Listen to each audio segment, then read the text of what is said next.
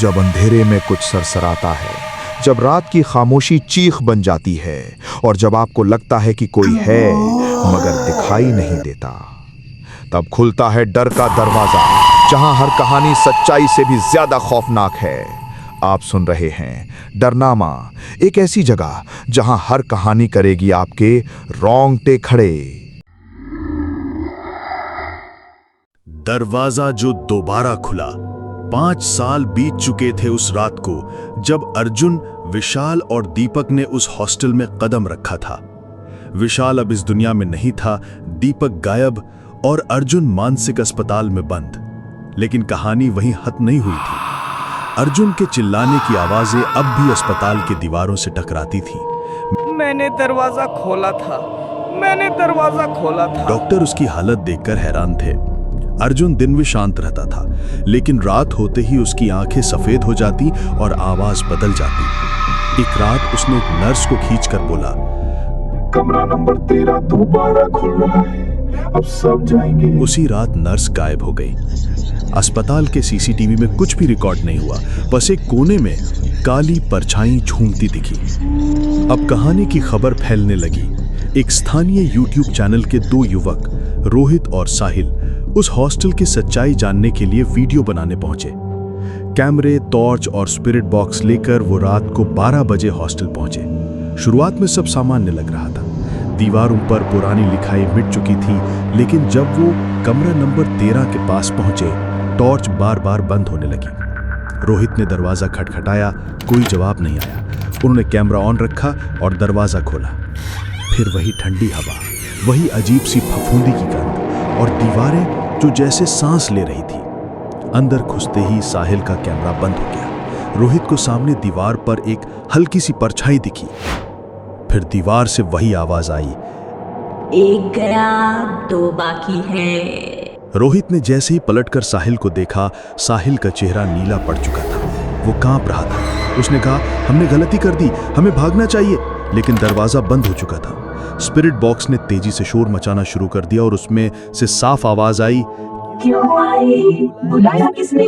रोहित ने जवाब दिया, हम सिर्फ वीडियो बना रहे हैं, हमें जाने दो। अचानक कमरे में जोर की हंसी गूंजने लगी। वही हंसी जो अर्जुन ने 5 साल पहले सुनी थी। दीवार से खून टपकने लगा और एक लड़की की शक्ल बनने लगी। वही सफेद कपड़े, खुले बाल, लाल आंखें। उसने रोहित की ओर देखा और कहा, तुम वही हो जिसने शेयर किया था वीडियो, अब सब जाएंगे। तभी दीवारों से एक एक करके हाथ निकलने लगे। साहिल की टांगें पकड़ ली गईं और उसे जमीन में खींचा जाने लगा। रोहित चिल्लाया, लेकिन उसके पैर भी जकड़ने लगे। उसने जेब से माचिस निकाली और कमरे के पर्दे को आग लगा दी। आग की लपटें उठीं तो सब हाथ गायब हो गए और दरवाजा खुद खुल गया। रोहित किसी तरह भाग निकला, लेकिन साहिल वहीं गायब हो गया। अगले दिन रोहित की हालत भी अर्जुन जैसी हो चुकी थी। वो भी अब मानसिक रोगी था। एक ही बात बोलता, दीवार जिंदा है, वो सबको बुला रही है। फिर उस हॉस्टल के आसपास गांव के कई बच्चे गायब होने लगे। गांव वालों ने सोचा कोई तांत्रिक काम हो रहा है, लेकिन तब एक बात और सामने आई। अर्जुन, विशाल और दीपक ने जब वहां पहली बार प्रवेश किया था, उस रात को गांव के मंदिर की घंटियां अपने आप बजने लगी थी। और अब फिर वैसा ही हो रहा था। रात होते ही मंदिर की घंटियां बजती और दीवार से वही आवाज आती, तू अगला है। पुलिस ने हॉस्टल को गिराने का आदेश दिया। मशीनें आईं, लेकिन जैसे ही कमरे नंबर 13 के पास जेसीबी ने दीवार को छुआ, मशीन अपने आप बंद हो गई। ड्राइवर बेहोश हो गया। फिर दीवार से काला धुआं निकला और पूरे हॉस्टल में फैल गया। काम रोकना पड़ा। उसी रात ड्राइवर की मौत हो गई। उसके शरीर पर दीवार की ईंटों की छाप थी। अब वो हॉस्टल पूरे गांव के लिए अभिशाप बन चुका था। किसी ने बाहर एक बोर्ड लगा दिया, यहां आना मना है, नहीं तो जिंदा नहीं जाओगे। लेकिन कहानी यहीं खत्म नहीं होती। दीपक की बहन सोनम अब बड़ी हो चुकी थी। उसे यकीन था कि उसका भाई जिंदा है। उसने ठान लिया कि वो उस कमरे में जाएगी। सब मना करते रहे, लेकिन उसने एक ओझा के साथ जाना तय किया।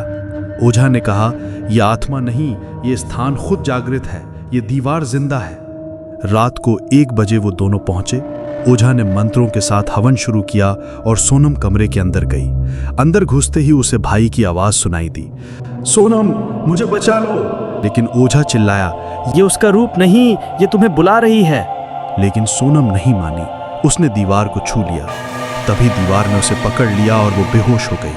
ओझा ने तुरंत मंत्र पढ़ते हुए दीवार पर राख फेंकी और अचानक कमरे में जोर का विस्फोट हुआ। दीवार फट गई और उसमें से एक कंकाल बाहर गिरा। उसी के पास दीपक का पुराना लॉकेट मिला। सोनम को बाहर निकाल लिया गया, लेकिन वो बोल नहीं पा रही थी। बस उसकी आंखें खोलते ही उसने लिखा, वो अभी मरी नहीं है। और तभी अस्पताल की लाइटें बंद हो गईं। अर्जुन जो आईसीयू में था, उसके दिल की धड़कनें फिर तेज हो गईं। ईसीजी मशीन तेजी से बीप करने लगी और वो जोर से बोला, अब ये दीवार तुम्हारे पीछे है। फिर उसकी सांस थम गई। अब सोनम भी गूंगी हो गई है। बस दीवार पर लिखती है, कमरा नंबर 13 दोबारा खुल गया है।